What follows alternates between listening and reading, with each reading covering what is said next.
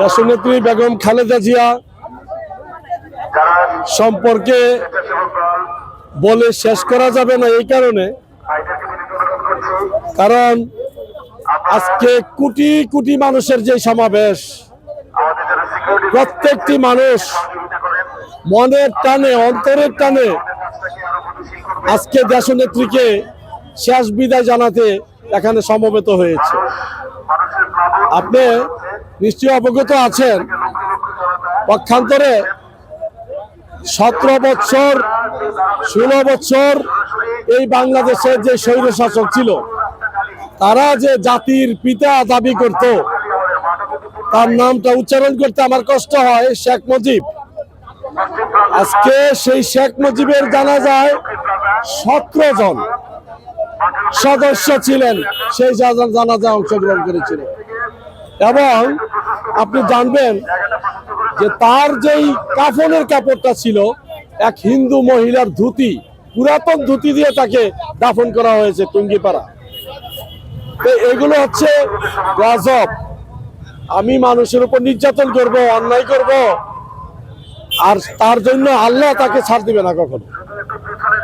দেশনেত্রী বেগম খালেদা জিয়া বাংলাদেশে কোনো বাড়ি গাড়ি কোনো সম্পদ ওনার নাই।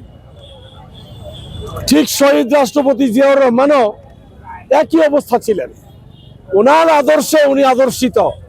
আর আমরা সমস্ত বাঙালি জাতি আজকে শহীদ রাষ্ট্রপতি জিয়াউর রহমান, দেশনেত্রী বেগম খালেদা জিয়ার আদর্শে আদর্শিত। এখন আমরা নতুন করে অনুসরণ করব ওনাদেরই সুসন্তান তারেক রহমানকে। তারেক রহমানও পৃথিবীর ইতিহাসে একজন মডেল, নতুন মডেল। আজকে আমাদের দেশনেত্রী বেগম খালেদা জিয়া আমাদের দুনিয়া থেকে ছেড়ে চলে গেছেন। আমাদের এটা চিরচরিত একটা নিয়ম, এটাই স্বাভাবিক। আমাদের প্রত্যেকটা মানুষকে চলে যেতে হবে, আমরা চিরদিনের জন্য আসি নাই।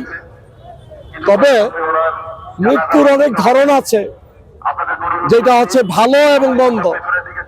আজকে ওনার যে মৃত্যু প্রমাণ করে যে উনি কত ভালো লোক ছিলেন, আর এই দেশের জন্য উনি কত কষ্ট করেছেন। ওনাকে যেভাবে নির্যাতন করা হয়েছে 12-14 বছর মিথ্যা মামলায়, আল্লাহ তার উপরে সরাসরি গজব নাযিল করেছেন। আর সেই কারণে দেখেন আজকে সে পলাতক, ফেরারি আসামির মতো, একজন সন্ত্রাসীর মতো। আপনারা জানেন যে 23 শীর্ষ সন্ত্রাসীদেরকে যখন নামের তালিকা করা হয়েছে, তারা কেউ সিঙ্গাপুর, কেউ ভারত পলাতক ছিল। সেম আজকে ওই শেখ হাসিনা 23 শীর্ষ সন্ত্রাসীর মধ্যেই সে একজন, এবং সে আজকে ভারত পলাতক। আজকে সে ভারত পলাতক কি কারণে?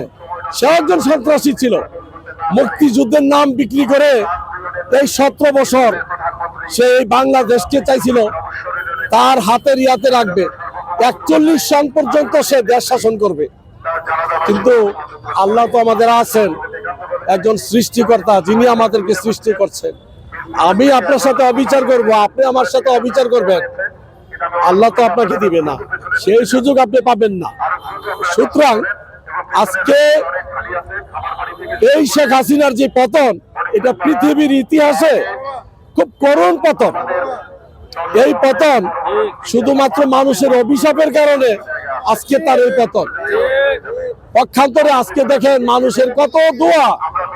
বাংলাদেশের ইতিহাসে প্রথম মিটিং যেটা 300 ফিটে হয়েছে 25 তারিখ, জনাব তারেক রহমানকে সংবর্ধনা দেওয়ার জন্য কোটি কোটি মানুষের সমবেত হয়েছে। সেখানে কি প্রমাণ করে সেগুলো?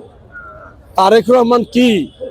তারেক রহমানই বাংলাদেশের মানুষের পরবর্তী ভবিষ্যৎ আল্লাহ নির্ধারণ করেছেন, হয়তো বা আমি মনে করি।